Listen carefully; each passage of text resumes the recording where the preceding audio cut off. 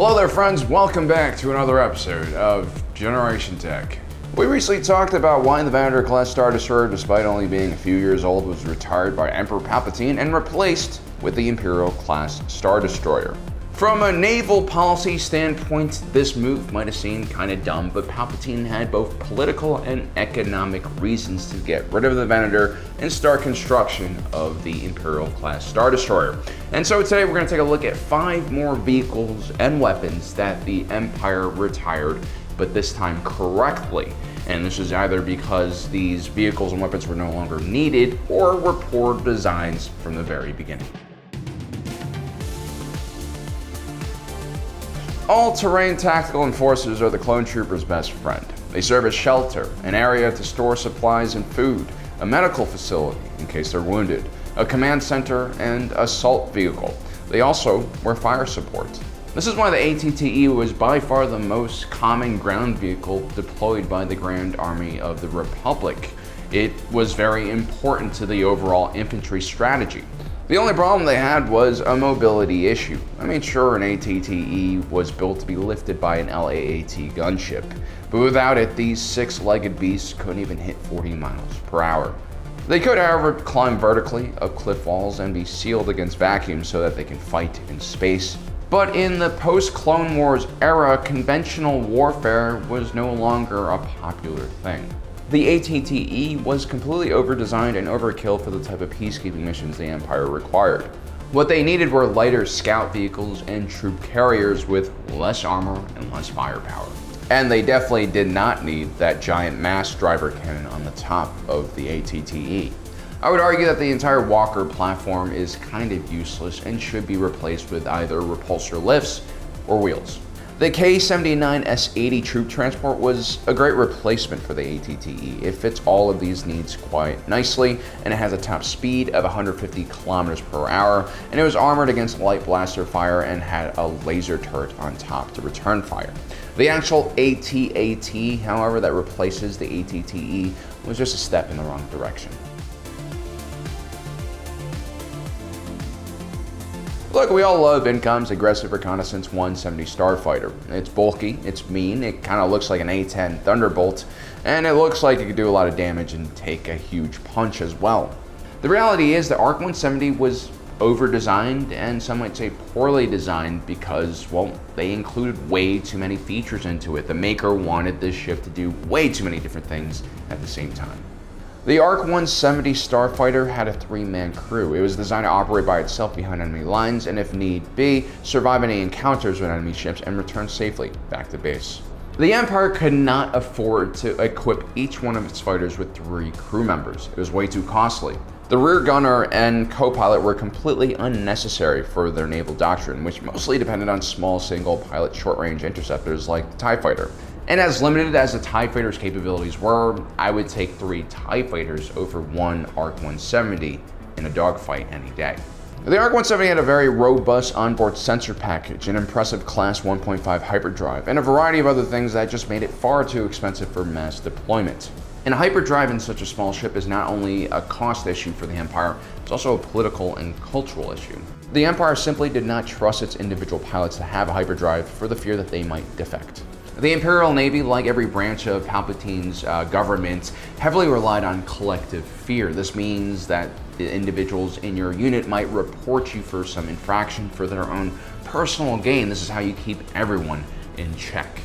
So there weren't overpowered snowfighters with hyperdrives until much later in the Galactic Civil War period, when the Empire was desperate for a tactical advantage against the Rebellion's starfighters. The ARC 170 was also very ill-suited for peacekeeping missions, and that was primarily because its only forward-facing weapons are 2 medium laser cannons. These laser cannons cycled at a very slow rate, and they were designed to pierce the deflector shields of corvettes and frigates, or armored ground vehicles. It's almost too much firepower to use against a civilian.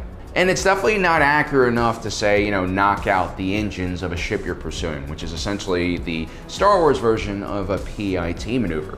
Although it's hard to say if the TIE Fighter was actually superior to the ARC 170 in direct combat, from what we can tell during the Battle of Coruscant, the ARC 170 performed terribly against smaller, more maneuverable, and lighter droid fighters. It's a poor choice to make the DC-15A the main blaster rifle for the clone troopers. At 4.4 kilos, or 10 pounds, it weighs around the same as an AK-47 with its magazine loaded. But at 1.3 meters in length, it was about the same length as the famous German MG-34, known for its terrifying rate of fire, and nicknamed Hitler's Buzzsaw. Well, actually, I'm pretty sure the DC-15A is directly copied from the MG-34 from a design standpoint. That's a very common thing in Star Wars. You know, Lucas used to have his guys basically take World War II weapons and turn them into blaster rifles. Kind of cool. But the MG-34 was not designed for the average rifleman. You usually had a crew servicing these weapons. This usually included the gunner and the assistant gunner. So the DC-15A was far too heavy for an infantry soldier to lug around and fire, especially unsupported for long periods of time. The designers of this blaster rifle made it in preparation for the massive open battlefields like the ones we saw during the Battle of Geonosis, where the enemy stood kilometers away in the distance. Long rifle barrels mean better range and much more space for heat to disperse, so less overheating, which is a problem with blaster rifles. But in any urban area or CQB situation, the DC-15A was way too long to be comfortably used. The E11, which the Empire used and was based off the DC-15S carbine, was a much better standard blaster rifle than the DC-15A. It was a good improvement implemented by the Empire. I never really understood why the self-propelled artillery platform existed. It seems to fit a very niche need, but it seems to be very resource intensive. First of all, this was a line-of-sight beam weapon. Line-of-sight means no indirect fire support, which is kind of important with artillery weapons, especially with something as massive and easy to target as a self-propelled heavy artillery platform.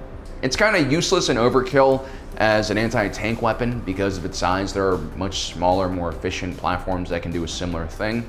And it only seems to make sense when deployed against giant space vessels that happen to be flying in atmosphere. So the only use this weapon really has is against orbital bombardment from an enemy fleet. And since the Empire isn't fighting any faction that uses orbital bombardment, I would say that this weapons platform is completely useless. It's good they retired it when the Empire rose. The ATRT was essentially the mechanical cavalry of the Republic military. Driven by advanced recon force scout troopers, units that used these vehicles were seen as extremely elite. Part of the reason why was because the ATRT was often used in frontal assaults against heavily armored and armed enemy positions. This is really just a dated vehicle using dated tactics, which were a result of poor Jedi leadership. And while these walkers were a part of many successful offensive charges that routed the enemy, the cost of these frontal charges were way too high and unacceptable, especially when you had things like speeder bikes, which the Empire's scout troopers would adopt in heavy numbers. And while the Empire would still use large walkers like the ATST, these served a completely different purpose from the swift ATRTs. The ATRT, however, could be very useful in a civilian suppression mission. They were pretty intimidating and, more importantly, gave the rider a clear view of the surrounding area. I mean, speeder bikes are just a lot of fun. They're more maneuverable, they're fast, and they probably require less mechanical maintenance. And that's why the ATRT being replaced was a very good idea. But those are just 5 different units and weapons that we've looked at. Let me know in the comments section below if there are any other vehicles or weapons that you think the Republic did a good job by getting rid of when they transitioned to the Empire. Also, don't forget to subscribe and hit that notification button down below so you don't miss out on the rest of our awesome content. And as usual, thanks for joining us today. If you're watching this, you are Generation Tech.